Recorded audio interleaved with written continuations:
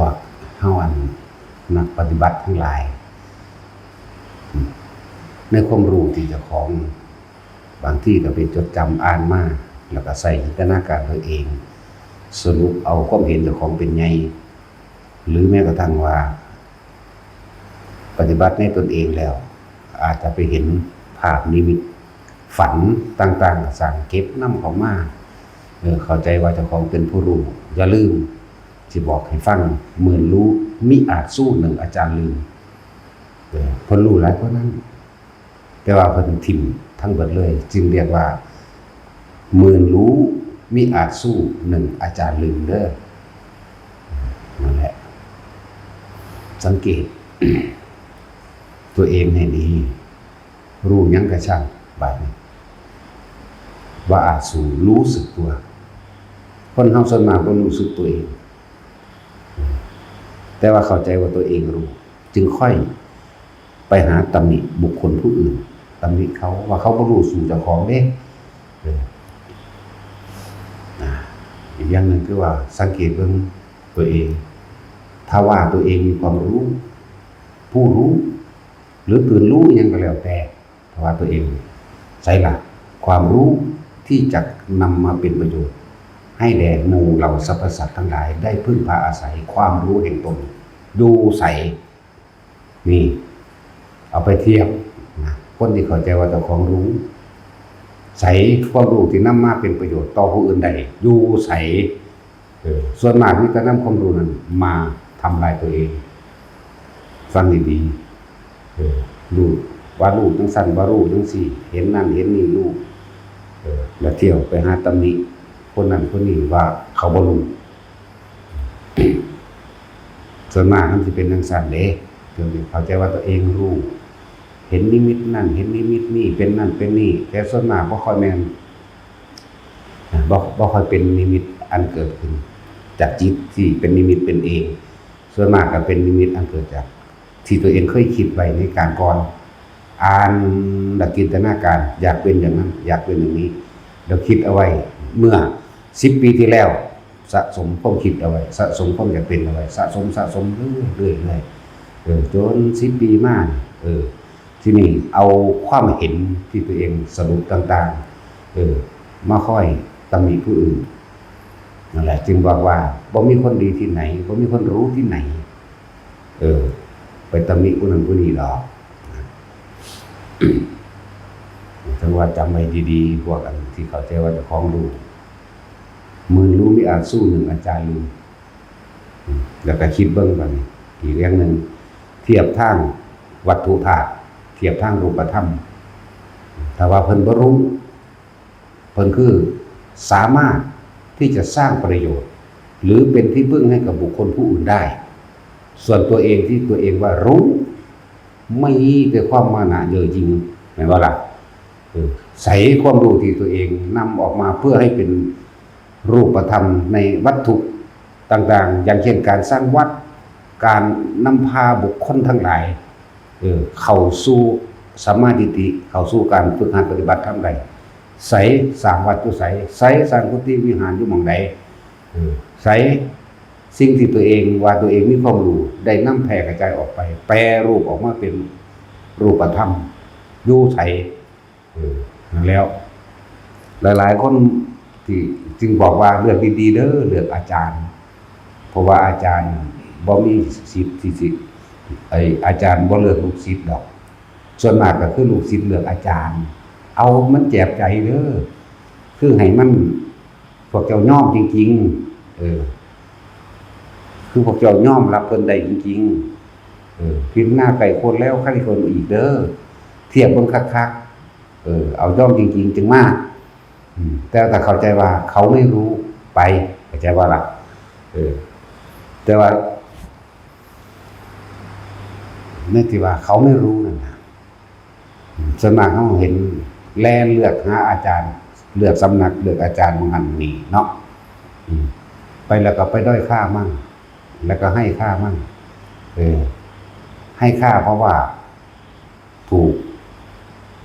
ตามความเห็นของตนที่ตั้งเอาไว้แม่นทึกบานี้พ พอแต่เพิ่นเว้าไปอีกแบบหนึงเพิ่นแสดงอีกแบบหนึงบ่ตรงกับที่ตัวเองยึดไว้เลยด้อยค่านะฟังดีๆพวกเข้าใจว่าเพิ่นบ่รู้แต่ว่าเป็นที่พึ่งของคนทั้งหลายได้เป็นที่พึ่งของสรรพสัตว์ได้นั่นแหละนี่แต่ว่าความรู้นั้นต้องนำออกมาเป็นประโยชน์ได้บ่แม่นบอกว่าถ้าตัวเองรู้แต่ว่าบ่มีประโยชน์อันใดที่สำเร็จแก่ตัวเอง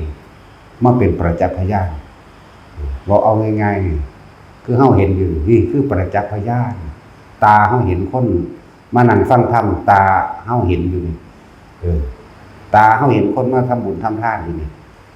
ตาเฮาเห็นเพิ่นสร้างนั่นสร้างนี่ขึ้นมาเพื่อเป็นที่พึ่งพิงอาศัยของคนอื่นทั้งไกลมันของคนทุกข์คนยากมันเทียบบัดนี้แล้วเข้าใจว่าตั้งแต่ของดูโอ้ยบ่แม่นดอกคุณขึ้นรถเมื่อน่ะเข้าใจว่าล่ะโอ้ยจังซั่นจังซี่เว้าไปตัวเองยังช่วยตัวเองไม่ได้เข้าใจว่าล่ะตัวเองยังเป็นที่พึ่งกับตัวเองไม่ได้เลยแล้วมันจะไปเป็นที่พึ่งไผไม่เข้าใจว่าตัวเองรู้นั่นเข้าใจว่าล่ะมันจึงบอกว่าหมื่นรู้ไม่อาจสู้หนึ่งอาจารย์ลืมดอกนี่อ่ะเอาไปเทียบเบิ่งบัดจริงหรือบ่จริงหรือว่าบางคนมันไล่สอนธรรมะผู้นั้นไล่สอนธรรมะผู้นี้ อย่าพึ่งไปมาฟังธรรมก่อนเขาโอ้ยกูบ้าแล้วมันอยู่ในอาทิตย์เดียวหนีซ้ำเห็นบ่ล่ะนั่นแหละภาษาอ่านมาแล้วจินตนาการเอาบางนี้เอามาพวกบ่จินตนาการก็ได้รู้เห็นนิมิตทั้งสั่นทั้งสีต่างๆแล้วเอาออกมาเว้าโอ้ยอย่างนั้นอย่างนี้นะแล้วก็เข้าใจว่าเพิ่นบ่รู้สมเพิ่นเห็นบ่ล่ะเข้าใจว่าผู้เป็นอาจารย์บ่รู้สมเพิ่นนะสิได้สิ่งที่ตัวเองรู้แล้วนำออกมาสู่คนใดเป็นที่พึ่งของสรรพสัตว์ใดเห็นบ่ล่ะเราเรื่องเทวดาแบบนั้นแบบนี้เนาะพากูไปเบิ่งเลยนะบางคนก็บอกเอาแต่ยอดเด้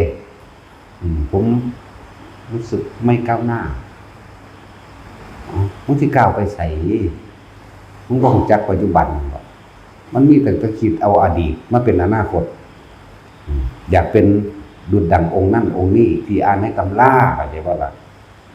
มึงบ่รู้จักซะแล้วว่าต้องอยู่ในตนเมื่อไหร่ที่หนีออกจากกายเมื่อนั้นท่านจะทุกข์ทันทีเข้าใจว่าล่ะเพิ่นก็บอกยังอยู่สติปัฏฐาน4กายเวทนาจิตจิตเวทนากายจึงจะเห็นสิ่งทั้งหลายทั้งปวงคือธรรมนี่จึงจะข้ามพ้นออกมาได้ เมื่อไหร่ที่นี้ออกจากกายท่านจะย้ายที่ทุกข์ทันทีเห็นบ่หนีออกคิดไปนั่นแหละเข้ามาหนีออกคิดไปหาองค์นั้นปฏิบัติแบบนั้นองค์นี้บรรลุแบบนี้องค์นี้บรรลุแบบนี้ไปนี่นั่งอยู่ผู้เดียวก็คิดไปอยากเป็นแบบองค์นั้นเป็นอนาคตไอ้ความอยากน่ะคือตัณหามันอยากลักษณะนั้นเป็นมนทิฏฐิเพิ่มเขาเพราะมีการไปเทียบผู้นั้นบ่ดีเทียบผู้นี้บ่ดีคือเฮาบอกถ้าตัวเองดีแล้วจะไปตำหนิผู้อื่นเด้อเฮาก็บอกเรื่อยๆอยู่เด้บางองค์สิมาอยู่ผมอยากตำหนินั่นนี่ใส่เงินแต่ทองเนาะกูถือฮอดเพชรอยู่แล้ว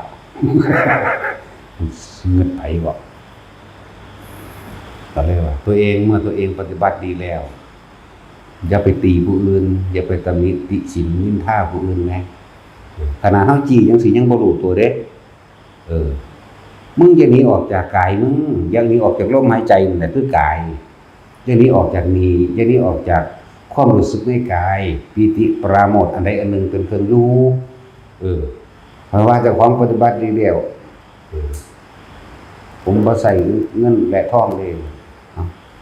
แต่ว่าผมใส่อันกาดเอาซั่นก็หาแม่งบ่มีสัตว์กาดกับเงินตัวโอ้ยนั่นแหละ บอกเตือนไปอยู่ทางใดก็สร้างอย่าไปตำหนิไผเด้อเขาก็บอกเด้มันก็บอกตลอดเลยมันไปทางใดก็สร้างอย่าไปหาตำหนิเพิ่นแต่เฮาดีแล้วแต่เฮาดีแล้วอันนี้ดีอีหยังให้ไปหาตำหนิผู้นั้นผู้นี้ว่าผู้นั้นเป็นจังซั่นจังซี่และดีบ่จังซั่นตัวเองกำลังเผาตัวเองได้นั่นรู้จักบ่ดอกกำลังเอาการกระทำคำเว้าผู้นั้นผู้นี้เข้ามาเป็นไฟเผาตัวเอง100%เด้อสิบอกให้เด้อแต่ว่าบ่รู้ตัวทั้งที่จี้ให้ซี่ให้อยู่เด้ถ้าตัวเองดีแล้วปฏิบัติถูกต้องตามพระวินัยดีแล้วจะไปติไผเด้อบ่ผมอันนั้นบังบอกไปอยู่เด้แม่มึงปานนี้แล้วขนาดนี้แล้วกูสิว่าจังไดนั่นแล้วสิไปว่าจังได๋ซั่นก็มันบ่น้อมเข้ามาแม่มันบ่ล่ะมันบ่น้อมเข้ามาเด้ รู้หยังก็สร้างรู้เราไปเกิดใหม่อันพวกที่เข้าใจว่าตัวเองรู้แล้วนั่นแหละจึงบอกเตือนไว้เมื่อรู้ว่าอาจสู่อาจารย์ลืมรู้เราไปเกิดใหม่ก็รู้โลดสิรู้ไปหอดใจว่าเนาะนั่นแหละทองจำได้ทั้งเบิดแล้วก็จินตนาการเหตุผลตรรกะสรุปด้วยตนเองแล้วเอาไปยืนยันตัดสินผู้อื่นว่าผู้อื่นไม่รู้ว่าผู้อื่นยังยึดว่าผู้อื่นยังแบบนั้นแบบนี้แต่ของเป็นอย่างนั้นกำลังไปติเขานั่นแหละคือความยึดของเจ้าของมันคนละอย่างกันเด้แต่เขาเถียงกับศูนย์หน้าแดงขึ้นหมดมันจะเหลือดีนั่นแล้วแหละคือบอกพูดมาที่แต่เขาจะว่ามันต้องหมดรู้เขาจะว่าถูกด้วยกูไม่รู้แล้วก็นั่นแหละคือเขาจะว่าถูกต้องแล้วนี่เป็นคำเทียบว่าถูกต้องสื่อได้เขาก็ได้ยืนยันว่าผู้นั้นถูกหรือผิดเด้แต่บ่าวางสิมันก็บ่รู้ดูเอามาเทียบตนเด้อไปก็ดีนั่นแหละถ้าคิดถ้าเข้าใจว่าตัวเองคิดถูกถอนความถูกออกมาซะมันไม่มีผิดไม่มีถูกมันแค่รู้แค่เห็นเฉยๆการจะเห็นนิมิตยังกระช่างการนิมิตในการเป็นเรื่องเป็นเล่ายังก็แล้วแต่ทิ้งให้หมดอย่านำเข้ามาคิดใหม่ในขณะปัจจุบันนั้นที่มันแสดงออกมารู้เห็นแสดงเป็นภพเป็นชาติมาเลยบางที่เขานั่งเบิ่งอยู่ซื่อแสนชาติแป๊บเดียวล้านชาติแป๊บเดียวแน่แต่เขาบ่เอาจักอันเด้ล่ะเพียงแต่ว่าบางอย่างก็นำขึ้นมาอธิบายขยายความให้ฟังว่าควรทิ้งอย่างนี้อันนี้ควรอันนี้ไม่ควรทิ้งมีตั้งหากด้วยล่ะนั่นแหละแล้วพวกกันนิดๆหน่อยๆจับไว้เด้จับไว้ได้นั่นจักว่ามันบ่ทิ่มบ่ดีดเป็นจักว่าล่ะเหมือนกันกับเอาความฝันมาปรุงแต่งมันบ่ต่างจากฝันได้นิมิตนิมิตอย่างนั้นเมื่อวานนี่ก็บ่ต่างจากฝันได้ทั้งที่มันจริงจริงในประสบการณ์เจ้าของเมื่อวานเมื่อวานก็บ่ได้ต่างจากความฝันอันนี้ภาษานั่งรับตาอยู่ซื่อว่าเจ้าของรู้ใช้เราความรู้ที่สร้างประโยชน์มีแต่ให้โทษแก่ตนฟังดีๆเด้อให้โทษแก่ตนเด้อที่เข้าใจว่าตัวเองรู้แลนไปคุ้มผู้อื่นมาสอนมันเห็นมาว่าหลายไล่แล้วเด้มานั่งใครมาคัดสมาธิใส่เฮาอยู่นี่ก็มีเด้สอนด้วยว่าซั่นทั้งดี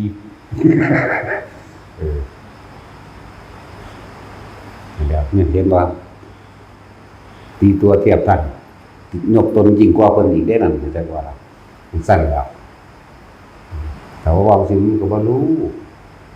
เฮาก็บ่ได้เฮาทางมันเอาอีกบ่ได้อยู่ว่ามันเบามันสั้นแล้วเห็นผู้ใดว่าได้เรียนเข้าสอนโลดโอ้ยเนาะจักว่าแม่นอีหยังตัวเองยังบ่รอดตัวเองยังเป็นที่พึ่งตัวเองบ่ได้ตัวเองยังบ่เป็นตนของตนเลยบ่ได้ตัวเองบ่ทันว่างจักว่าล่ะแต่ของยังบ่ได้ว่างเลยเด้มันแต่ว่าเว้าเรื่องปล่อยว่างเรื่องว่างมันบ่แม่นปล่อยยึดจักว่าล่ะมารู้ตัวความหลงคลุ้มทั้งเบิดโลภโกรธความหลงนี่คลุ้มไว้มันกับความหลงไอ้ตัวโลภมันก็เป็นชื่อชัดๆเจนเป็นชื่อโลภโกรธหลงนี่คลุ้มไว้ดูดังว่า วงกลมสั่นแหละโลภโกรธหลงมีประเภทว่ารู้นั่นรู้นี่แล้วมาเว้าอ้างหมู่นี่ทั้งไปไงเนาะฟังให้มันซ้ำสองเด้อถ้าเข้าใจว่าตัวเองรู้ไหนแหละความรู้ที่เป็นที่พึ่งแด่หมู่สรรพสัตว์ที่แสดงแปลสภาพออกมาเป็นรูปธรรมอย่างเช่นการสร้างวัดอย่างเช่นการนำเห็นผู้คนทั้งหลายลังไหลเข้ามาเป็นมาพึ่งเฮาพึ่งผู้เข้าใจว่าตัวเองรู้นั่นนะใช่ว่าล่ะคือได้สถานที่รองรับผู้คนทั้งหลายสถานที่พักสงเคราะห์คนทุกข์คนยากตลอดทั้งผู้เดินทางไกลผู้ปรารถนาแนวทางการปฏิบัติเพื่อพ้นทุกข์อยู่ใสฟังดีๆมันอยู่ใสอันนี้มาเว้าเอาความเห็นตัวเองมาเว้าแต่เขาคัดเฉียดนี้แหละนั่นแหละทั้งว่าเบิ่งตัวเองเธอพอต้องไปเบิ่งผู้อื่นจะไปเทียบผู้อื่นที่เทียบถ้าคือเทียบเพื่อมันคมตนเองใครอยู่เด้มันเทียบเพื่อสิยกตนเด้ตัวเองบ่มีหยังเลยเนาะตัวเองนี่บ่มีหยังสิเป็นหลักประกันว่าตัวเองมีความรู้หรือว่าเป็นที่พึ่งให้ผู้อื่นได้เนาะจะไปเทียบผู้เพิ่นมีหลักประกันโดยรูปธรรมนี่บัดกระสางคนกับเขามาฟังได้นั่นดีมากแจกสงเคราะห์ออกไปเป็นที่พึ่งที่พักให้แก่คนทุกข์คนยากพร้อมเป็นที่พึ่งอาศัยให้กับคนเดินทางไกลบ่แม่นคนยากจนก็ตามเป็นคนรวยก็ตามแต่ว่าเขาต้องการที่พักที่พึ่งเพื่อสิออกจากความทุกข์ของเขาจริงๆนะแล้วฟังซ้ำแล้วเอานำไปคิดพวกเข้าใจว่าตัวเองรู้จากบ่ล่ะแล้วจึงบอกม่วนหมู่หลวงพี่ต่างๆที่ว่าถ้าเขาเจ้ามาผมบอกการแนะนำเลยผู้นั้นจบปทจบธรรมบวชมาแล้วเท่านั้นแต่มันรู้บ่แล่นมาดอกเฮาก็ว่าจังซี่นั่นคือให้เกิดกำลังใจถ้ามันรู้มันบ่แล่นมาดอกมันก็สร้างสำนักมันตัวปันนี่จะแม่นตัวเนาะผู้เขารู้แล้วเขาก็อยู่ตะเขานี่อุปนิสัยวาสนาสิมีต่อกันคนก็แล่นเขาเป็นแล่นไปพึ่งพาเขาเจ้าเองดอกบ่แม่นแล่นมาสอนมาตัดเอาอยู่นี่เข้าใจว่าล่ะเยอะแยะมันอยู่นำเฮาแล้วก็ว่าหยังว่าเฮาสอนบ่ถูกค่อยๆดึงคนออกไปหาเจ้าของนี่คือบ่สร้างเขาเองเห็นบ่ล่ะเฮาบ่หวงดอกแต่มันถูกเฮาบ่หวงดอกแต่มันพ้นได้แต่ว่านี่มันแย่มันก็ว่าเฮ็ดให้ภิกษุแตกกันตัวเองยังบ่อาจสามารถเป็นที่พึ่งตนเองได้เลยแล้ว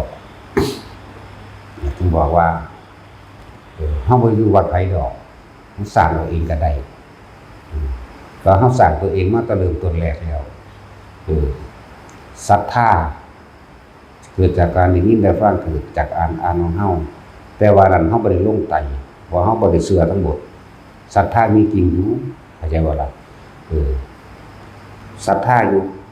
แต่ยังบ่ลงหลอดถ้าเราพิสูจน์ไม่ได้มีปัญหาผมว่าจริตเป็นพุทธจริตต้องการพิสูจน์ศรัทธาจริตมีแบบนี้เพราะคุณมันมีจริต6เสมอกันเบิด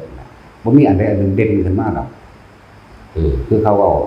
จริตอย่างนั้นจริตอย่างนี้จริตต่างกันบางคนเป็นราคะจริตว่าโทสะจริตคือมีในหันราคะก็ดีแม่นบ่บ่เป็นชอบแต่สองสวยงามอย่างเดียวหรอกบัดของบ่งามมันฟาดทิ้งอยู่แน่มันบ่พอใจได้แต่คนเอาของขี้ไหลใหม่เนาะแน่มันก็โทษสะจริตนั่นโมหะจริตคุ้มเบิดนั่นแหละไปก็ดีศรัทธาจริตก็เชื่อไปเลยก็มีอันแนวบ่เชื่อก็มีได้ล่ะแน่แต่ว่าเรื่องจริตเฮาตั้งตนเองขึ้นมาเพราะว่าหยังเมื่อเฮาได้ยินได้ฟังจากพ่อแม่ครูอาจารย์หลายๆองค์ตลอดทั้งการศึกษาในพระไตรปิฎกเชื่อ50เข้าใจบ่ล่ะบ่ได้ยืนยันตัดสินเพราะตัวเองยังไม่ได้พิสูจน์เมื่อตัวเองพิสูจน์ได้แล้ว เป็นคนจริงแล้ว เห็นโดยตนเองแล้วสิเสื้อบ่เสื้อกับสารตัวบาดนี้จักบ่ล่ะเพราะมันเป็นจริงจึงเรียกว่าศรัทธาปัญญาสองอย่างบวกกันได้บัดความเพียรศรัทธาปัญญาความเพียรร่วมกันเป็นหนึ่งจังว่าผู้ใดสิมาตำหนินินทาผู้ใดสิมาด้อยค่าหรือให้ค่าก็ช่างเฮาบ่ได้สนใจมันหั่นเพราะเฮาสร้างขึ้นมาด้วยตัวของเฮาเองถ้าว่าด้วยตัวของเฮาเองก็เฮาอาศัยปัญญาของพระพุทธเจ้านั่นแหละ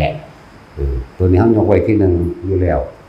ถ้าบ่มีพระพุทธเจ้ามันบ่ได้รู้หรอกธรรมะทั้งเบิดนี่ใจว่าล่ะนั่นแหละเฮาศรัทธาเฮาฝึกหัดเฮาฮู้เฮาเห็นด้วยความเพียรด้วยความพยายามของตนออกมาแล้วสละตนเองออกมาบวชได้บวชเฮาก็บวชด้วยความเต็มใจของเฮาเองแล้วเฮาสิแค่ไผนี่เฮาสิแค่ไผเฮาสร้างตัวเองของเฮาเองมาตลอดสร้างตัวเองมาตลอด ตะกี้พอท่านมีไผมาเกี่ยวนี่ล่ะเนาะเมื่อตนเป็นที่พึ่งของตนได้แล้วแน่จึงจักเป็นที่พึ่งของผู้อื่นได้ด้วยฝึกตนดีแล้วจึงฝึกผู้อื่นได้ใช่ว่าล่ะอันนั้นบางประเภทที่ว่าฝึกตัวของบ่ทันได้อยู่สิไปฝึกผู้อื่นได้อย่างใดในเมื่อตัวเองก็ยังควบคุมความรู้ตัวเองไม่ได้ใช่ว่าล่ะเอาง่ายๆตรงๆความรู้นั่นแหละแต่มันจะเข้าใจบ่นั่นแหละควบคุมความรู้หยังรู้เห็นต่างๆแล้วก็เกิดอารมณ์รู้นี่แหละควบคุมตัวเองบ่ได้บ่เป็นส่วนเพิ่นผู้รู้จริงๆแล้วบ่ได้ควบคุมหยังเข้าใจว่านี่บ่ได้ควบคุมหยังเขาคือเป็นปกติหลายคนบ่ทันเข้าใจคำว่าปกติอยู่เด้อปกติคือหยังบ่ได้ลิ้นรถคนขวายเอียงอีกเด้คำว่าปกตินี่ศีลปกติจังซี่บอกเพื่อให้เกิดความเข้าใจว่าบ่มีความคิดในการเบียดเบียนทำร้ายให้ผู้ใดผู้หนึ่งชีวิตหรือทรัพย์สินตลอดทั้งคนและสัตว์หรือตลอดทั้งมนุษย์และอมนุษย์เพราะว่าคำว่าอมนุษย์มันร่วมไปถึงผีสางนางไม้พร้อมเทวดาพร้อมเทวดาหรือที่ยกตัวอย่างว่าทั้งมนุษย์และอมนุษย์เนาะหรือบางคนเข้าป่าไปใส่คาถานี่เด้อปราบผีนั่นแหละเรียกว่าเบียดเบียนทำลายปราบผีมันบ่ได้ปราบเข้าใจบ่ล่ะเมตตาซึ่งกันและกันพวกเฮาต่างเป็นเพื่อนเข้าใจว่าเพื่อนเกิดแก่เก็บตายด้วยกันทั้งหมดทั้งสิ้นนั่นแล้วนั่นแหละกันผีนี่ก็เป็นความเห็นผิดปราบผีไล่ผีเป็นความเห็นผิดแล้วก็ล่ะจังซั่นแล้วพวกเจ้าบ่ได้ปกติเด่นเข้าใจคำว่าปกติบ่ยังจักปราบยังจักไล่ถ้าไล่นี่คือว่าถ้าเราปราบนี่คือว่าตัวเองเก่งเนาะสั่นตัวมันบ่แม่นปกติมันซื่อๆเฉยๆบ่มีความคิดนึกอิหยังกับสิ่งทั้งหลายเหล่านั้นบ่มีเขาอยู่ปกติศีลก็ปกติใจก็ปกติอย่างว่าอะไรคำว่าปกติคือบ่ส่งความคิดออกไปหาเรื่องนั้นเรื่องนี้เลยนี่เรียกว่าปกตินั่นแหละอยู่บางๆกลางๆเป็นคำเบาเทียบเด้ความในนี่ความรู้สึกที่ไม่ใช่ความรู้สึกอย่างว่าล่ะต้องออกว่าต้องออกอยู่แล้วแต่มันจะแปลไปหน้าอะไรแล้วเนาะแต่เขาบ่แปลเด้พวกเขาพูดถึงแล้วบ่แปลอย่างอีกจักบอกบ่รู้จักว่าล่ะหมดรู้อสังขตธรรมก็ว่าหมดรู้ก็ว่าดับก็ว่าดับคิดดับเย็นก็ว่าโอ้ยสื่อนิพพาน30สื่อเด้อนั่นแหละปกติจึงจะเข้าใจปกติเตือนพวกเข้าใจว่าตัวเองรู้ตราบใดที่ตัวเองยังไม่สร้างตัวเองได้คือว่าสร้างตัวเองเลยเฮาสังเกตเบิ่งโดดถึงเบิ่งผู้เขาเจ้าเป็นตัวของตัวเองแล้วเป็นที่พึ่งของตัวเองแล้วตลอดทั้งเป็นที่พึ่งแห่งสรรพสัตว์หรือของบุคคลผู้อื่นได้ด้วยพ พิ่นฝึกตนนี้แล้วเพิ่นจึงฝึกผู้อื่นได้ด้วยและสังเกตเบิ่งเพิ่นอยู่วัดเพิ่นแต่ใจบ่ล่ะเพิ่นบ่อยู่วัดผู้อื่นเพิ่นสร้างขึ้นมาโดยลำพังตนเองสร้างนี่เพิ่นบ่สร้างความเกี่ยวของเป็นผู้มาสร้างศรัทธามาสร้างเข้าใจบ่ล่ะตัวเพิ่นเองเป็นปกติอยู่ที่ไหนก็ได้ไม่มีที่อยู่ของจักรเพิ่นอยู่กับความว่างของเพิ่นแล้วแต่บุคคลทั้งหลายที่เกี่ยวของซึ่งกันและกันมากก็เลยสร้างบุคคลผู้มีศรัทธาจะเป็นผู้สร้างเพิ่นบ่ได้ไปแสวงหาจัดหาเด้มันมาเองโดยมีอุปนิสัยรวมกันเคยกระทำเคยมีความสมดุลร่วมคิดนำกันมาก่อนมีวาสนารวมกันเรียกว่าหลักมีบารมีรวมกันอุปนิสัยวาสนาบารมีนั่นแหละเหตุปัจจโยก็เลยอารัมมณปัจจโย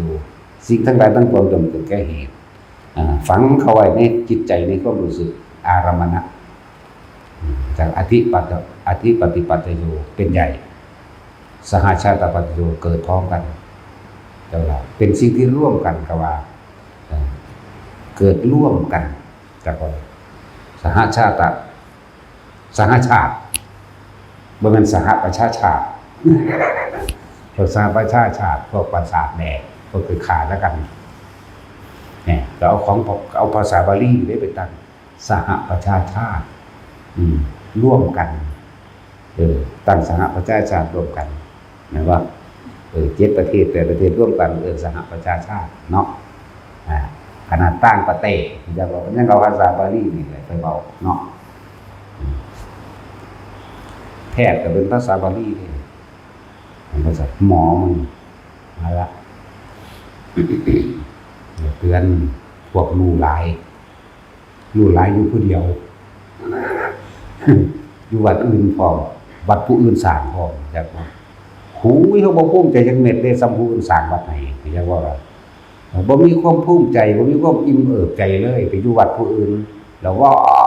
าขึ้นเงินหลายภาษากระจอกเนาะนั่นแหละสำนึกสำเนียกเอาไว้แน่ตัวเองก็ยังบ่อาจสามารถพึ่งตัวเองได้แล้วจะไปเป็นที่พึ่งของใครได้ที่ไหนมันสร้างขึ้นมาโดยลำพังเฮาเด้จากว่าล่ะนั่นแหละจังว่าเทียบเอาเด้อที่เข้าใจว่าตัวเองเป็นผู้รู้จำสำนึกสำเนียกไปเทียบเอาตัวเองยังไม่อาจสามารถเป็นที่พึ่งแห่งตนได้นะบ่ล่ะเฮามันพึ่งตนเองอยู่เฉพาะโดยลำพังตนเองรักกระสร้างขึ้นมาเอาเองเห็นบ่ล่ะทั้งสั้นตัวบ่ได้ไปแย่งสิ่งอยู่วัดไผเด้เนาะบ่มีไผเชิญมาเด้บ่มีไผเชิญมาแล้วก็บ่เชิญไผมาอีกมันก็เป็นขึ้นมาของมันเอาเองนั่นแหละที่มันอยู่ในความว่างอยู่ในความมันสิซื่อๆมาดอกจักบ่ล่ะมันมีดอกแนวโดนบันดาลมาเห็นบ่ล่ะเทวดาอินพรหมพวกผีพวกเปรตพวกสัมภเวสีต่างๆเขาต้องการบุญนำเขาก็สะกิดญาติพี่น้องของเขามาทำบุญทำทานนำตัวแม่นบ่ล่ะของมันบ่ได้ตกค้างกับเพิ่นแต่ของมันยังตกค้างอยู่เด้เริ่มตัวแรกก็ตกค้างความรู้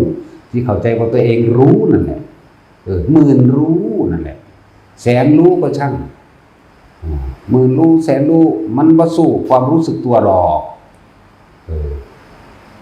รู้แสนรู้คนที่รู้สึกตัวอยู่เขาจะไม่ออกจากตัวเองออกจากกายตัวเองนั่นแหละเขาสิบ่มีเวลาไปตำหนิคนอย่างว่านี่รู้สึกตัวน่ะนี่แปลว่าหมื่นรู้แสนรู้ก็ไม่อาจสู้ความรู้สึกตัวในตัวเองบัดนี้ในหมื่นรู้ก็ไม่อาจสู้1อาจารย์รู้เพิ่นทิ่มบัดแล้ว1อาจารย์รู้ก็เลย50ไปเศษเสี่ยวนึงกับเพิ่นเนาะพวกรู้ดีแล้วคอยไปตำหนิคนนั้นทีคนนี้ทีนั่นแหละไม่รู้อะไรเลยจะว่าแม้กระทั่งตัวเองคือบ่รู้สึกตัวเองเด้ไปหายก วาทกรรมต่างๆจากผู้นั้นผู้นี้มาบอกเนาะทีนี้ได้แล้วเขาก็สั่งได้วาทกรรมจากผู้อื่นวาทะตัวเองนี่แหละเพราะด่ากันด่าโคตรพ่อโคตรแม่หมดเด้เนาะจะบวชก็บวชมาเอาเองตัวไม่ว่าล่ะศึกษาในตัวเองบวชมาเอาเองเกิดศรัทธากับศรัทธาของเจ้าของเองทางสั่นตัวปัญญาคือความเพียรของเจ้าของเองอันเป็นประสบการณ์ของเจ้าของเองพี่เด้ปัญญาบ่แม่นไปจำมากกับไผเด้แต่ก็อาศัยจังว่าล่ะอาศัยพระปัญญาอาศัยพระแนวทางที่พระพุทธเจ้าตรัสเอาไว้บอกสอนเอาไว้แล้วเฮ็ดบ่เสือจักเม็ดถ้าสิเว้าเรื่องบ่เสืออ่านไปนำเถียงไปนำจังว่าล่ะแต่ว่าในความบ่เสือพิสูจน์เด้มันได้จังสั่นสำลูกพอแลคะแหลงเอามาเก็บมาคุยมาปากมาบอกโอ้ยลูกไปเกิดใหม่สู้สิลูกลูกเพิ่นสิลูกแนวใดก็ลูกไปเถิดถ้าลูกไปเกิดใหม่ลูกเกิดอยู่ตลอดล้านบ่สมใครกันสู้ลูกไปสู้สิลูกหลายปานใดเนาะมีท่านก็นั่นแหละเตือนว่าถ้าว่าเจ้าของรู้นั่นตัวเองยังบ่เป็นที่พึ่งของตนเองเทียบเบิ่งตัวเองยังบ่มีอีหยังเลยในผลงานในสิ่งที่เป็นที่พึ่งของผู้อื่นใดนั่นบ่ล่ะตัวเองก็ยังพึ่งตัวเองบ่ได้แหมมันบ่เข้าใจได้พึ่งตัวเองมันยังไปตำหนิผู้นั้นผู้นี้คือมันต้องพึ่งลมหายใจตัวเองน่ะนี่พึ่งตนเองนั่นแหละมันรู้แสนรู้จะรู้มากเพียงไหนก็ช่างสู้รู้สึกตัวเดียวไม่ได้มันยังบ่ออกจากโตมันยังนิ่งเข้าใจว่านี่ว่านี่เหมือนรู้ก็ไม่อาจสู้เหมือนอาจารย์ดูเพิ่นทิ่มนะเพิ่นนำมาบอกให้ฟังซื่อๆเด้เสื้อบ่เสื้อก็สร้างแล้วก็บ่ได้เงินเนาะนะปฏิบัติท่านถึงไหนของบางมันก็ต้องอาศัยเวลาเครื่องนั่นพิสูจน์ตัวเองนำตัวแค่ของยิ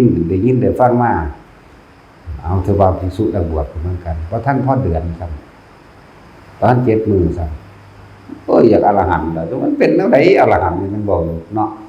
มันเป็นจังได๋หนอครับมันลอยองค์ลงอยู่บ่ในความหมายของเขาเนาะพระอรหันต์นี่ต้องเป็นไปตามที่เขาตั้งไว้บ่พระอรหันต์นี่ต้องบ่ยิ้มบ่หัวบ่กินข้าวเนาะหรือพระอรหันต์ต้องหออยู่เรื่อยหรือพระอรหันต์ต้องรู้ทุกอย่างบ่พระอรหันต์บ่รู้จักอย่างเด้รู้จักบ่เพราะมันบ่รู้ทุกอย่างดอกนั่นแหละเมื่อรู้ก็มีอาจสู้อาจารย์ลืมมันน่ะเพิ่นนำสิ่งทั้งหลายเหล่านั้นว่าอันนี้เป็นประโยชน์นำออกมาพูดอันนี้ไม่เป็นประโยชน์ก็ไม่พูดนี่ตั้งหากพระอรหันต์น่ะหมดรู้แล้วว่าบ่แม่นไปยึดในความรู้พระอรหันต์ต้องตอบได้ทุกอย่างพระอรหันต์ต้องรู้ความคิดคนทุกอย่างบอกผู้รู้แล้วก็เรากูบ่อยากรู้โลดเขาเจ้ามีวิธีเขาเจ้ากำจัดของเจ้าเองดอกแนวซั่นนั่นแหละต้องรู้จักเบิดบอกต้องรู้จักสัตว์นี่เกิดตายแบบใดบอกต้องรู้จักความคิดผู้นั้นผู้นี้บอกนั่นบอกต้องสิเป็นแบบนั้นต้องเป็นแบบนั้นบอกโหยากกว่าผู้เป็นแมงเด้เนาะผู้เป็นยากกันยากเนาะแต่ในความคิดของเขายากต้องลอยอยู่เลยต้องหออยู่เลยบอกหรือบ่กินข้าวต้องเว้ามวนๆคุณโยมบอกแล้วแต่หีแมงเด้อนั่นเนาะแต่ว่าตามนี้มาเด้อจะไปใส่บาตรให้มันแดกกูบ่แดกก็ได้หรอกกินข้าวเทวดามันก็ได้บ่ได้สะทกสะท้านเลยนั่นแหละประสบการณ์ที่เฮาเองเป็นเองประสบมารู้มาเห็นมาโดยลำพังตัวเฮาเองอะไรจังว่ากูไปอดอยู่ในป่านี่โดน 3-4 เดือนสู้เห็นน้ำกูบ่แม่นบ่ล่ะแต่เฮาบ่อยากเว้าแต่ก็เว้าบ่ได้อยากเว้าแต่ก็เว้าครับบ่ล่ะย่างเข้าดงเข้าภูเข้าป่ายุ่งกัดหางเทื่อมันนั่งโดนแล้วแม่งหลุดมาเต็มอยู่ก็มีจังว่าล่ะ แม่งดินหมานี่นะฮอดย่ำสื่นๆออกมาโหลดเต็มอยู่มันก็มากินขี้เครือไข่เฮานั่นแหละแม่งดินหมาดีแต่ว่ามันบ่เข้าดังเข้าปากเข้าหูมันก็มาสุดฮอดคอเลยคุณดูนี่บ่ขึ้นแล้วบ่เลิกขึ้นมานี่ก็แปลกอยู่แล้วแต่มันสิเข้าเด้อจังซั่นของมันบ่ได้ตั้งใจของมันบ่ได้ฮู้เด้ตอนที่มันเป็นบ่ล่ะมันสึงลึงมันบ่รู้เลยออกมาแล้วจังเว้าได้เวลามันเข้าของมันเองอ่ะมาจะมาเคลียร์ออกตัวบัดเคลียร์แม่งดินหมามันแต่หิวว่าการจี้แมงกินได้เนาะเนาะตัดสินเฮาไว้มันหิวงั้นกินหอดแม่งดินหมาพุ่นเด้มันบ่กินจังแต่ดอกเคลียร์ออกก็ดอกไปเกี่ยวเฒ่าๆกัดกินแมงด้วยคือกันแล้วมันหิวเว้ยไอ้สิฮู้ดอกของแมงไอ้กีกมันแมงออกมาอันกอแมงอันนั้นจักแมงบ่ได้นี่กีกกินตัวอ่อนๆมันก็เฟี้ยนๆแน่ดอกเฟี้ยนก็กินมันกินได้มันสิตายจังว่าจังซั่นแล้วนี่เฮาไปประสบพบเห็นจังซี่เฮาสิเงินไผล่ะว่าล่ะมาคอกมันก็บ่ได้มีได้อยู่เทิงภูเขาคักๆหรอกมันมีแต่ทั้งตีนภูนึงเด้แต่ก็เป็นหม่องเด้อว่ามันมีของมีทั่วไปมาก้นโคกมาต้องแรงมาข้าวสารนี่แสดงว่าตัวแต่มันหิวมาแล้วโอ้ยกล้วยปลาฝาดคือสิตายฝาดปีอยากว่าผู้ใดบ่เคยกินไปกินเบิ่งเด้อฝาดแบบปีนี่มันธรรมดาเด้แหกคอคือหยังแหกคอขึ้นฮอดหัวสมองมันธรรมดาว่ะแล้วบ่มันสิตายมันบ่ได้มีหยังเด้ปั่นกินเอาปั่นกินเด้นั่นน่ะจักว่าเอาการมันหักออกมาแบบปั้นแห้งมันก็บ่ได้มีเด้นั่นแหละจังว่าประสบการณ์เฮาเป็นผู้ผ่านเป็นผู้เห็นมาเอาเองสิเงินไปแค่ไผเลยนี่นั่นแหละเฮาจึงบอกว่าบ่ได้แค่ไผบ่ได้เงินผู้ใดขนาดนั้นแหละก็ใส่พวกว่าบ่ฮมวนบ่ล่ำแล้วหาหีแม่นี่บ่แม่นว่าซั่นคือเขาบอกหมู่บ้านเนาะบอกผู้ยิ่งเราลุงหำไม่ทิดหำบนแล้วก็ต้องว่าพระหำปูหำว่าเขาบอกล่าหมกหีแม่มึงบอกสั่นแล้วอันแรกที่ว่าก็ได้รูปท้ายอันเบ้าหรือผู้ใดข้อขาดอยู่เลยมันว่าสั่นนี่ผู้ใดสีออกเป็นสิ้นอยู่ปะเอาไปสวดกินนะแต่สิใส่ผักแพ้วเนาะก้อยตับมันกินมันสีออกมาโลดเห็นจังมันก็อ้อมใส่ผักไส้เลยเจอมันนี่คือสิเล็ดเมื่อยมันนอนซะเล็ดเมื่อยอย่างนี้บ่ได้เสี่ยวมันก็แล้วกันน่ะที่คนไหนเห็นหมู่เพื่อนใจมันตั้งมั่นบ่แห้งตากายบ่ทันไหวซื่อเด้อเคยเห็นเคยดับคือมันกระเตือนหรอบ่มันดับตัวเดียวมันก็ยังอยู่เลยโลดนอกนั้นก็เห็นผีเห็นอย่างมันก็เห็นมันถามหลวงพ่ออันผีอันมันคือเป็นเขายัดมันคือมีขาเดียวอุ้ยมันพิการมันพิการต้นมีขาเดียวมันเต้นไปจังไดมันเต้นในเบิ่งพร้อมเด้แบบนี้มันได้เด้แล้วก็เข้าไปใส่เข้าไปนี่มันก็สิไปเด้เข้าไปก้อนหินอันนี้แหละว่าจังซั่นแล้วพิการมันก็หัวมันก็ซ้ำนั่นแหละยังไงสิยังเข้าเสามันก็เห็นเด้เขาขึ้นยางเขาบ่ได้เงินมาอยากเข้าเขาเป็นสุขเขาเขาบ่ได้ตัวมันมีประตูนั่นแหละเขาก็มันก็เก่งอยู่เด้อย่าว่าเก่งได้แล้วถูกฟ้ามือรู้ไปเยอะเลยธรรมดาเขาฝึกตัวของเขาเองถ้าเป็นเด็กน้อยมันบ่ทนสึกหนีบ่ได้บ่ล่ะถูกฟ้ามืออยู่เลยเด้บ่ได้ตีค่อยๆเด้ดังไปเยอะบ่เด้นั่นแหละภาษาบาดมาเทียบกับคนบางคน แค่เฮาเตือนให้กลับใจนิดๆนึงเครียดหรอกเนาะนี่แหละพวกผู้รู้แล้วว่ารู้เหล่านี้เพราะว่าคือว่านักปฏิบัติทั้งหลายพวกเจ้าจะหนีออกจากกายเด้ออันนี้ออกจากกายแสดงว่าย้ายหม่องทุกข์แม้นไปเท่าหน้าตามดงตามป่ากระสังไปเที่ยวไปตามผู้ตามเขาความคิดพวกเจ้าโอ้สิเฝ้าไปบ้านนั่นสิเฝ้าไปบ้านนี้ทุกปั๊บย้ายหม่องทุกข์ปั๊บแต่ว่าเล่งเวลาใส่ยานค่ำยานมืดมึงดูเนี่ยออกจากกายบ่เด่นแต่อยู่ในกายสภาพรู้ลมหายใจเขาออกหรืออยู่ในอาการปิติปราโมทย์อันใดอันหนึ่งนี่บ่ทุกข์นะครับคือมีสติรู้สึกตัวพร้อมแล้วบ่ได้สร้างภพพร้อมเด้อจักว่าบัดสิตายมาใจสิขาดคนเข้าสู่ลมหายใจคือเก่าเสี้ยวขณะเดียวใจขาดตายก็ลมหายใจดับเลยจักว่าจังซั่นแล้ว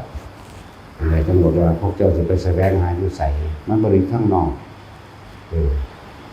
ความว่าปล่อยว่างมันบ่ได้อยู่ข้างนอกคำว่านิพพานบ่ได้อยู่ข้างนอกคำว่าดับเย็นคำว่ากิเลสนิพพานมันบ่ได้อยู่ข้างนอกเด้พอเข้าไปคิดหาข้างนอกแล้วก็บ่อยู่นำครูบาอาจารย์นี่บ่ได้อยู่นำผู้ที่ตายไปแล้วหมายถึงพระอรหันตเจ้าทั้งหลายมีพระพุทธเจ้าเป็นต้นแล้วก็ว่าอยู่นำผู้ที่ท่านบ่ได้เกิดหมายถึงพระพุทธเจ้าองค์หน้าเข้าใจบ่ล่ะมันบ่ได้อยู่หม้องหันจังซั่นแล้วความคิดของเจ้าของเองแสวงหาหม้องหันหม้องนี้มันไปเกิดใหม่เบิดแล้ว คือตัวเองว่าคือในลมหายใจนั่นแหละมันนั่งเห็นเองหรอกแต่บอกไปก่อนดีว่าดีเดียวคำบอกห้องนี่แหละไปปรุงแต่งได้บัดว่าแต่ของเฮ็ดเป็นมันสั่นเด้เห็นแต่ของหายใจกับเห็นแต่ลมหายใจกับเห็นความคิดกับอีกอันหนึงรู้ดูนี่เอาไปเว้าบัดบ่จังได๋ก็บ่ถือถ้าเจ้าของบ่ถึงถ้าเจ้าของบ่เป็นเองจักว่าล่ะจึงบอกว่าเกิดยังขึ้นก็สร้างเด้อพวกเจ้าให้เข้าสู่ลมหายใจก่อน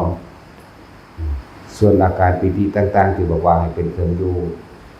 อันนั้นเป็นจุดสังเกตความรู้สึกเห็นตนคือไม่หนีออกจากกายยังหนังมันก็อยู่ในคำว่าอุเบกขาเวทนาเป็นความรู้สึกที่เฉยๆเพราะจิตไม่คิดไม่นึกถึงบุคคลสัตว์สิ่งของ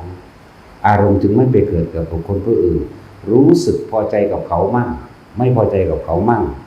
ในคนนั้นในสัตว์นั้นในสิ่งของนั้นในอากาศนั้นในดินนั้นในน้ำนั้นในลมในฝนในฟ้าเข้าใจบ่ล่ะฟ้าพางสิเนี่ยอะไรครับเขาก็ยังนี่แหละจะบอกว่ารู้แสนรู้ล้านยังกระสังสูงรู้สึกตัวเดียวไม่ได้พวกเจ้ารู้ทั้งหลายแล้วนั้นรู้ไปเกิดใหม่แต่รู้สึกตัวนี่มันบ่ทันได้มีหมู่เกิดเลยจักบ่ล่ะทางสั้นแหละรู้สึกโตนั่นแหละแต่เรื่องว่าอันตรายทั้งหลายนะของหมู่เราสรรพสัตว์ทั้งหลายอันตรายทั้งหลายไม่ได้เกิดจากภัยแห่งสงคราม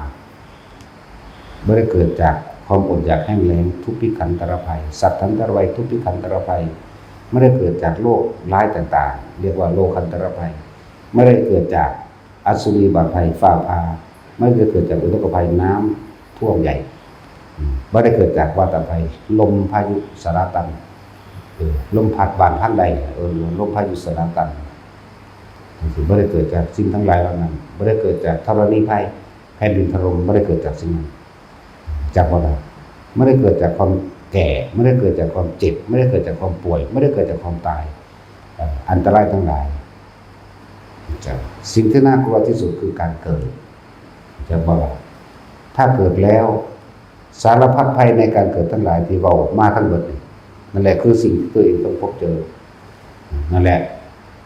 อันตรายทั้งหมดทั้งสิ้นรวมอยู่ที่การเกิดอันตรายที่สุดคือการเกิดบาลาถ้าเกิดแล้วก็ต้องมีตายจึงบอกว่า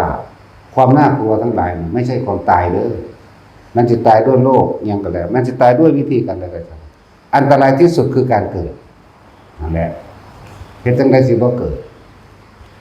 ฝึกฝนเอาเองตัวเองครับ ประเภทส่งจิตออกนอกส่วนมากก็เป็นตำหนิผู้อื่นเนาะและนำสิ่งที่ฝันต่างๆมาเบาอันตรายคนพอปลดเบามีอารมณ์ปนเลยพอก็คือเป็นภพสร้างภพแล้วหรือว่าคนเฮามันเป็นสร้างภพไว้ก่อนที่จะของตายเองถ้าว่าจิตมีที่ตั้งเป็นอย่างไรความคิดถึงบุคคลสัตว์สิ่งของนั่นเลยว่าจิตไปตั้งอยู่แล้วมีการคิดด้วยว่าปรุงแต่งอยากให้เป็นไปอารมณ์เกิดนั่นแหละพบได้เกิดขึ้นแล้วจิตมีที่ตั้งอย่างไรตั้งอยู่สั้นฉะนั้นการที่จะเกิดเลยมันต้องบ่คิดวิธีบ่คิดเพิ่นก็สอนสู่มือนั่นแหละพระพุทธเจ้าสอนมาก่อนเฮาอีกลมหายใจอานาปานสติแปลว่าเป็นผู้ระลึกรู้อยู่กับลมหายใจเข้าและออกเท่านี้นี่คือแปลไปดีแล้วต่อมาบุคคลที่ประคองลมหายใจเข้าออกอยู่ในตนไม่หนีออกจากลมหายใจเข้าออกคือกายอันหนึ่งเวทนาจะเกิดเวทนานี่เฮาหมายเอาเวทนาในเวทนาคือความรู้สึกที่พอใจหรือไม่พอใจและอุเบกขาเวทนานั่นแล้วกายเวทนาจิตคือความคิดความนึกกายเวทนาจิตในจิตก็คือความคิดนั่นแหละทีนี้ถ้าเฮาควบคุมมันได้เรียกว่าเป็นผู้มีสติจึงเรียกว่าสติกำกับจิตหรือสติรู้เท่าทันความคิดแต่ต้องอาศัยกายลมหายใจนี่แหละคือกายในกายอันนึงเมื่อเฮารู้กับลมหายใจแล้วจะมีความรู้สึกอันอื่นต่างๆเกิดขึ้นมาที่จริงกายเวทนาจิตเวทนากายเกิดขึ้นพร้อมกันนี่แหละแต่ว่าเพิ่นบอกเรียงลำดับซื่อๆเด้ฟังดีๆเด้อเฮานั่งเบิ่งลมปุ๊บความคิดอันอื่นหลายรอบนั่นแม่นบ่ล่ะเพราะมันตะกายสิเกิดจังซั่นเพราะว่าจิตมันคุมหมู่อยู่แล้วเพราะทุกอย่างเกิดจากจิตรวมที่จิตรวมที่ในสัญญาอารมณ์แห่งความรู้สึกต่างๆมันรวมอยู่หม้องนี้ปึ๊บรวมอดีตมาไว้นี่แล้วอนาคตท่านเกิดไม่มีใครรู้หรอกเอาเว้าง่ายๆมีผู้ใดรู้เรื่องหน้าอยู่ว่าสิเห็นหลวงพ่ออันนี้มีใครรู้เรื่องหน้าอยู่ว่าหม้องนี้สิเป็นบัดมีผู้ใดรู้อยู่บ่มีแต่อดีตไปปรุงเอาซื่อตัวเนาะนั่นแล้วเฮารู้อยู่คือเฮาเฮ็ดถนน4แพร่ไว้แล้วแม่นบ่เฮ็ดถนนไว้แล้วเป็นหยังเฮาก็เฮ็ดให้มันเป็น4เลน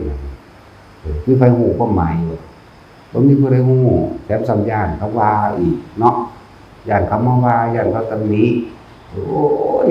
คนมาเห็นซะเนาะว่าอ้าวก็เฮ็ดให้คนเห็นเนาะถ้ามาเห็นมันบ่ได้มีประโยชน์หยังเด้ถ้ามาเห็นบ่มีประโยชน์เด้ถ้าคนเห็นสิมีอยู่อย่าตลาด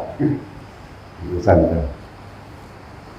เห็นหรือยังบัดนี้ว่าเพิ่นเฮ็ดเพื่อหยังเห็นแล้วบ่คิดออกบ่บัดนี้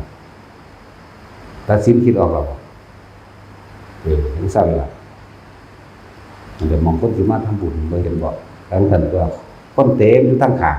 ถ้ามีแต่สะพานถนนอันเดียวนี่รถสิแล่นได้หม้องใดล่ะนี่ตรงนี้ก็ไว้เพื่อรถแล้วมันนี่ก็เพื่อคนมาทำบุญทำทานแล้วจอดรถไปพอกเป็นบ่ล่ะ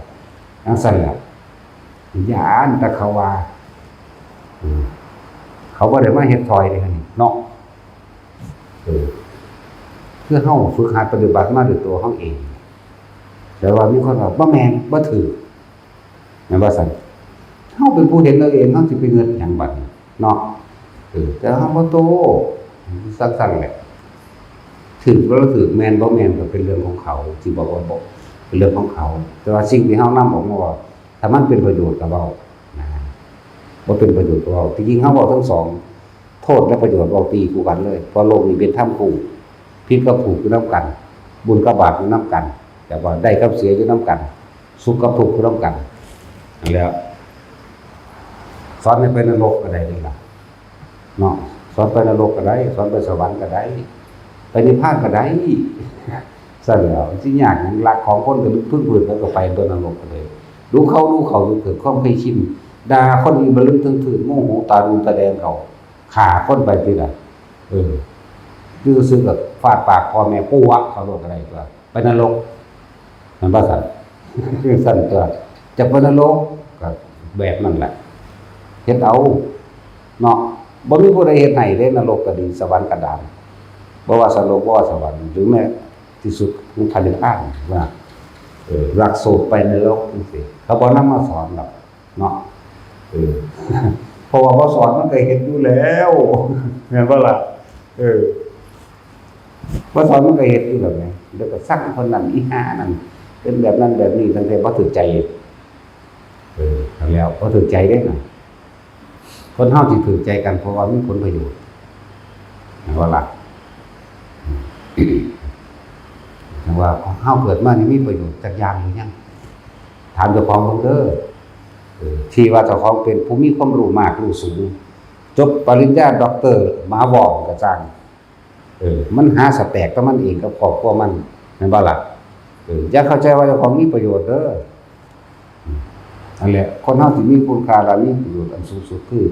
ได้ทำอะไรเพื่อผู้อื่นโดยไม่หวังสิ่งใดตอบแทนนี่คือคนมีประโยชน์เรื่องสั้นตัวสาหาอยู่ให้กินแต่ไปหาดูถูกคนซื่อเนาะมันบ่ดูถูกเอาคนดอกดูถูกหมาพร้อมมันสั่นตัวแต่แม่นแล้วถ้าสมมุติว่าหมาเฮามันโอ้ยสมมุติเป็นหมาก็ซะสันดานหมาเลยล่ะเนาะสั่นแหละทุกพวกรวยๆนั่นแหละคือเข้าใจว่าเจ้าของมีประโยชน์ล่ะเนาะทั้งรวยทั้งโกงหลายๆทั้งทำลายดีๆเนาะทั้งเฮ็ดสารเลวเลยเยอะคือสารพัดช่างเป็นทุกอย่างมีสารเลวที่เดียวกันสารพัดช่างกับสารพัดเลวเห็นว่าสั่นทั้งสั่นแล้วนำไปคิดเด้อผู้ใดว่าเจ้าของมีความรู้แล้วสิ่งที่เข้าใจว่าตัวเองมีความรู้ได้สร้างประโยชน์กับผู้อื่นดีหรือยังอันเป็นรูปธรรมของนามธรรมของทั้งสั่นแล้วนั่นแหละเอาไปพิสูจน์ตนเองว่าแต่ของเก่งสอนเก่งสั่นมันสิบ่มีหอนของสิอยู่เนาะเพราะมันสอนเก่งคิดเอาเองเทียบเอาเองตัวชัดเจนหรือยังแต่ละคนที่เข้าใจว่าตัวของรู้ชัดเจนหรือยังเนี่ยไปเทียบเบิ่งเด้อใช้ประโยชน์ที่อันเกิดจากความรู้ที่ตัวเองว่าเข้าใจว่าตัวเองรู้ไหนอยู่ใสตัวเองยังบ่มีหม่องสิอยู่เป็นตัวของตัวเองเลยเนาะแม่นบ่ล่ะมันซั่นแล้วเขาเฮ็ดเอาเองเบิดสุอย่างบ่ดิว่าซั่นสิว่าฝึกตนอยู่แล้วจึงฝึกผู้อื่นได้ด้วยบ่มันบ่แม่นว่าบ่ผ่านการฝึกตัวของเลยเพิ่นเว้ามาเรื่องนี้อังชั้น1 2 3 4 5 7 8บ่ได้เชื่อจักเม็ดกูต้องเฮ็ดซะก่อนจังเอามาเทียบเป็นแบบนี้ความรู้สึกแบบนี้ชื่อว่าจังซี่เด้จังเอามาเทียบได้บ่ปีติเอาเรื่องชาติจักหน่อยวิตกจังซี่ยังมีการคิดอยู่วิจารณ์ก็คิดประคองในตัวเดียวไว้ปีติเกิดแน่เป็นสุขเอกคตานั่นก็เป็นอารมณ์ตั้งมั่นเป็นหนึ่งอยู่ในอันตัวเดียวนี้ตอนนี้ชั้นที่2มีแต่ปีติสุขเอกคตานั่นว่าซั่นตัวซั่นชั้นที่3มีแต่อุเบกขาตัวเดียวนั่นบ่ล่ะบ่มีปีติท่านที่4ตัดบ่ได้บ่รับความรู้สึกหยังเลยจังบัดเฮาเว้าเรื่องความรู้สึกเฮาไว้อีถอดออกจากความเป็นมาจังซั่นล่ะบ่เว้านำตัวหนังสือเลยก็ได้เด้บัดเย็นรูปเข้ารูปออกในลมหายใจเฮานี่ผมบอกว่าสูดลมเข้าเบิ่งเด้อนี่มันก็เย็นอยู่ในโพรงจมูกเข้าไปอย่าตามลมเข้าไปหาท้องนี่สำหรับเฮาเอาแบบนี้ได้บ่ล่ะให้มันเย็นมาสุดดังหัก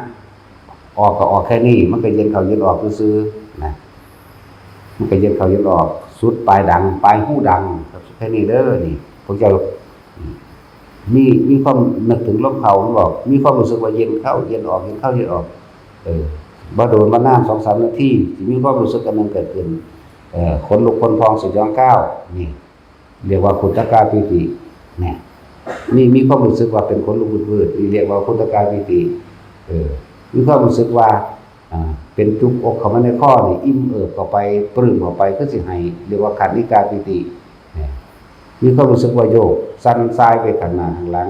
นี่เรียกว่าความรู้สึกนี่เป็นภารณาปิติเห็นแสงวับๆแบบหรือเห็นนิมิตต่างๆกินอย่างแล้วแต่เรียกว่าโอกันติกาปิตินั่นนี่คือนี่เอาความรู้สึกไปเทียบกับศัพท์ภาษาเลยว่าล่ะอุปงคาปิติมีความรู้สึกว่ากายใหญ่ขึ้นอ้วนขึ้น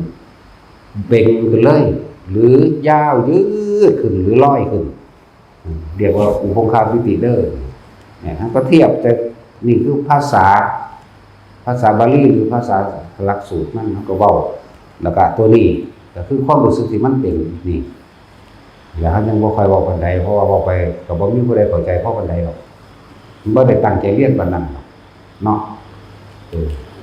พอเท่าเก่าก็ให้เก่าเถอะนะแต่เฮ็ดบ่เป็นล่ะบ่เป็นซื่อๆเฮ็ดบ่เป็นเนาะเฮามัน11พุ่นจักว่าล่ะบ่ได้เก่าเด้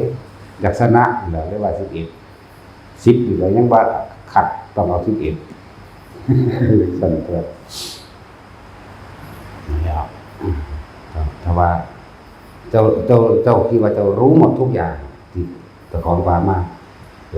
เข้าไปในป่าเบิ่งดูนั่งไปตามภูเขาหรือปราสาทนั่งน้ำสาดผีเบิ่งดูถ้ายังคิดอยู่นั่นน่ะมันจะรู้หยังมันนั่นแล้วคือหลายๆคนท่องจำมาพวกพุทธวจนะจริตอย่างนั้นท่องจำมาแบบนั้นละนั่นที่จูงแขนกันทั้งภูเขามึงสิพากูไปไสนอแค่นี้ความคิดว่าสิพากูไปไสนอนั่นมันละบ่แม่นว่าละบาดแค่นั้นนึงเด้นั่นแหละความผิดหรือว่าความถูกมันบ่ได้อยู่นำตำราเด้ความผิดความถูกต่างๆมันบ่ได้อยู่นำอาจารย์พอมันอยู่ที่เจ้าของเขาไปสัมผัสได้เห็นได้เจ้าสิละได้หรือว่าละได้ก็เป็นเรื่องของเจ้าเด้อย่างว่าล่ะแล้วก็ต้องอาศัยตำราและอาจารย์นั่นแหละมันหลวงปู่ดูลเราคิดเท่าไหร่ก็ไม่รู้เนาะต่อให้ยุดคิดนั่นแหละถึงรู้แต่ก็ต้องอาศัยความคิดแน่งงบ่ล่ะแหละตำรากับอาจารย์ต้องอาศัยความคิดหาคนรู้จากตำราและอาจารย์แต่ว่าโดยตำราและอาจารย์จดจำได้แล้วคิดเท่าไหร่ก็ไม่รู้ความจริงนะบ่ล่ะต่อให้หยุดคิดนั่นแหละจึงรู้เนี่ยสั้นแล้วเอาว่า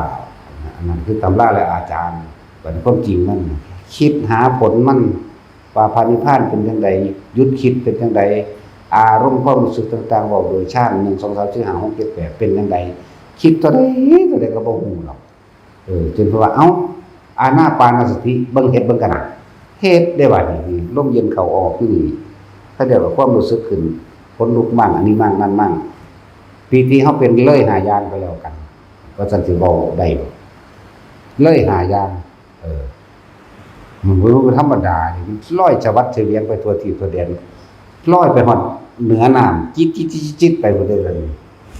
แต่เป็นความรู้สึกเรียกว่าบางทีมันบุบไปหายใจในน้ำก็ได้เป็นความรู้สึกเรียกว่านั่นแหละจอหนวดวิธีวัดเนี่ยหลายแบบ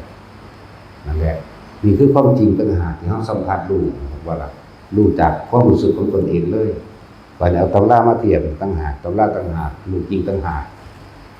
ต้องเกิดจากความเพียรพยายามของตัวของเองความเพียรหรือประสบการณ์ตนเองนั่นแหละความรู้อันนั้นเป็นแนวทางที่เพิ่นบอกคือเฮาไปเรียนหนังสือนั่นเรียนจบป .6 แล้วก็มาดำหน้ากินอยู่เด้บ่ได้2เป็น2เป็น4เด้เนาะบ่ได้2สูตรคูณเด้วิชาปลูกอ้อยจังซี่ผมในหนังสือก็บ่ได้นั่นเด้เนาะคือปลูกไปโลดปลูกมันดำหน้าจริงๆเนาะก็คือดำไปโลดตอนเฮาดำหน้าอยู่ก็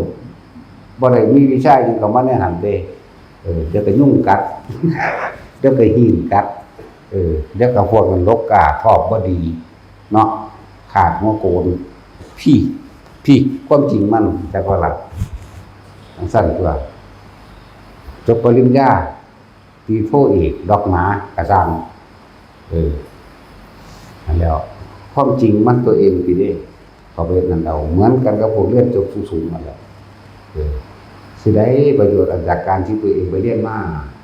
ว่ามันเอาไปหาดูถูกคนอะไรว่าล่ะบางคนจบปริญญายังกระชังไปดูถูกผู้บริเรียนแต่เขาคันเฮ็ดหน้าขายเข่าก็ได้ขายแตงโมก็ได้เนาะเลี้ยงงัวเลี้ยงควายขายงัวขายควายขายฝุ่นก็ได้แม้ว่าสั่นขายมานั่นนี่ก็ได้เพราะเขาใส่กำลังเขาท่านหนึ่งนี้เห็นว่าได้ครับเป็นสมัครงานทางใดบ่เหมาะสมกับเงินเดือนบ่เหมาะสมกับความรู้เขาเริ่มมาหลับสั่นก็ตั้งหาความจริงชีวิตจริงทางเราบ่ต้องไปตะเยอะตะย่านเราไปเรียนสูงเรียนบ่สูงหยังดอกพึ่งตนเองได้ปลูกข้าวกินเองเป็น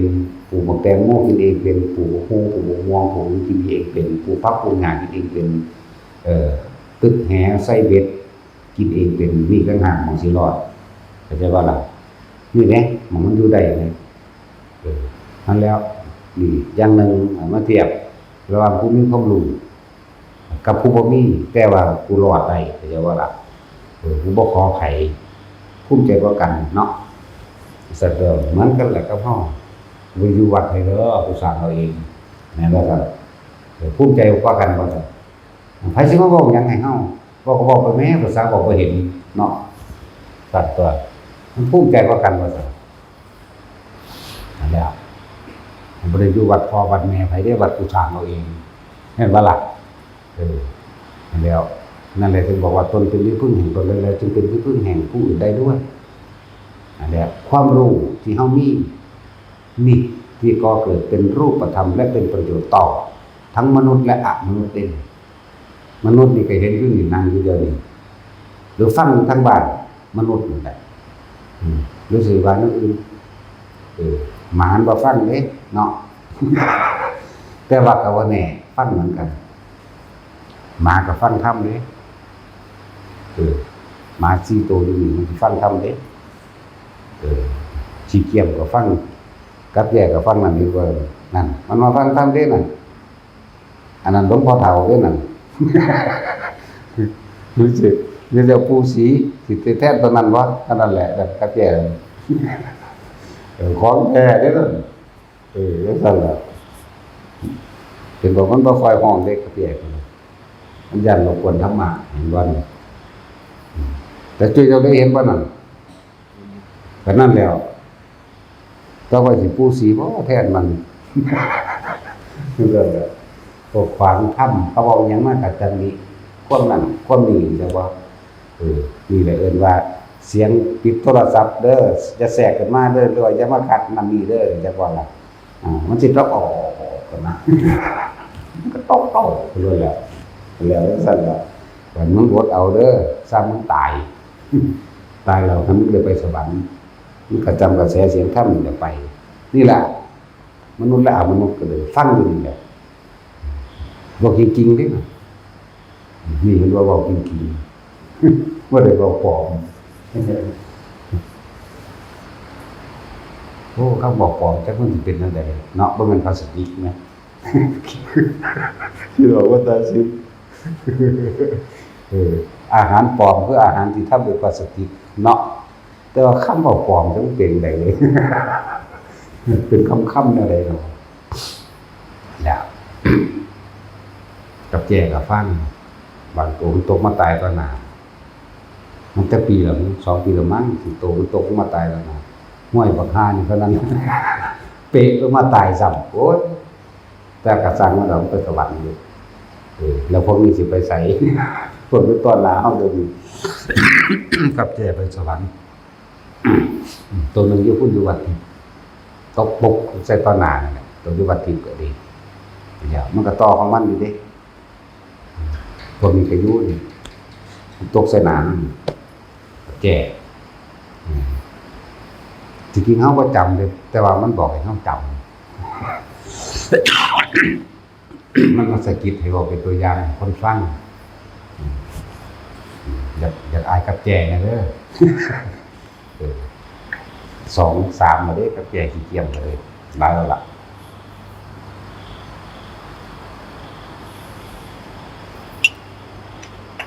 นี่แหละตื่นซาจากความหลับไหล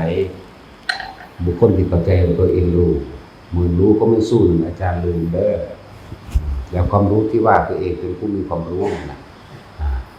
รู้อะไรก็ช่างรู้แสนรู้หมื่นรู้ล้านก็ไม่สู้รู้สึกตัว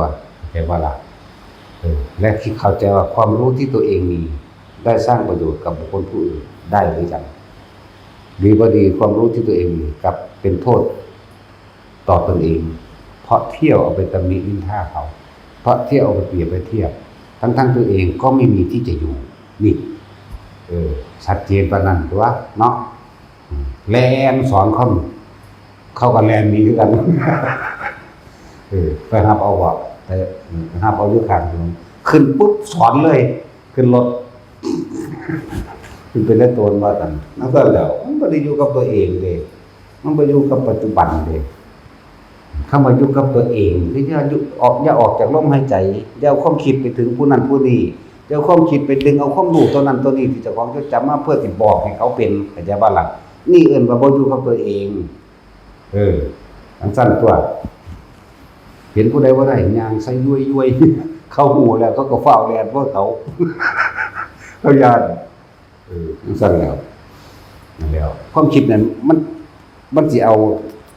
สิ่งตัวของจำใดนี่ไปบอกเขาเด้จักบ่ล่ะนั่นแล้วมันบ่ได้อยู่ในตัวเองมันบ่รู้จักว่าปัจจุบันนั่นแหละ ได้คิดได้ว่าผมบ่รู้รู้อยู่ก็นั่งบ่เอาจังบ่ถ้าก็เบิ่งนั่นนี่แล้วเว้ยนั่นสั่นแหละเอาสมาทานผมพาไหมไกลแล้ว